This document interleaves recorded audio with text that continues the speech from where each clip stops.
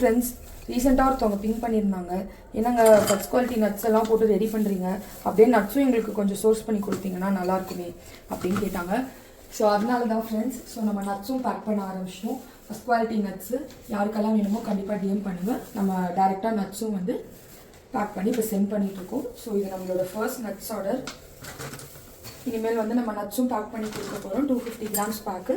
Price மற்ற டீட்டெயில்ஸ்லாம் வேணும் அப்படின்னா டிஎம் பண்ணுங்கள். தேங்க்யூ.